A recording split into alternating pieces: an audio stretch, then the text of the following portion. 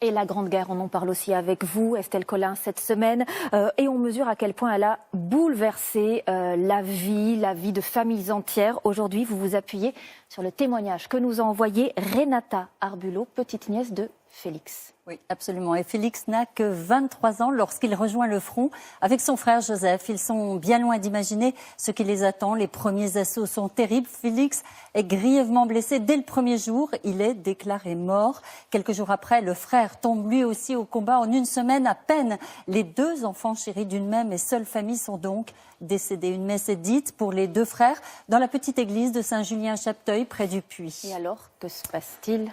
Eh bien, en vérité, Félix n'est ni mort et a fortiori ni inhumé. Seulement, si je puis dire, grièvement blessé à la gorge, un éclat d'obus est transporté à l'hôpital de Baccarat où il sera trépané. Il perd la mémoire, l'usage de la parole. Il restera dans cet hôpital. Félix ne sait ni lire ni écrire. Il n'est pas allé à l'école, enfin presque pas. Enfant de la campagne, il aidait aux travaux des champs. Alors 3 ans passent, Félix végète toujours dans son lit d'hôpital, sans identité, jusqu'à ce qu'une infirmière, une religieuse venue prêter main forte aux équipes de soignants, le reconnaisse. Elle est du même village que lui. Incroyable.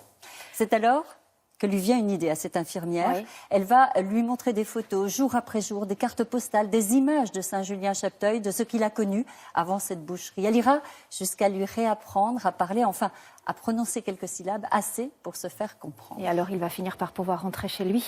Absolument. En 1918, Félix rentre enfin chez lui, dans son village, juste à temps pour voir son père et pour pouvoir le serrer dans ses bras avant que ce père ne finisse par mourir. Félix se mariera l'année suivante avec Sylvie, qu'il a attendue, et ils auront 6 enfants. Merci Estelle pour ce nouveau témoignage et merci à tous les téléspectateurs qui nous en ont envoyé des centaines. Ils ont été nombreux à répondre à notre appel.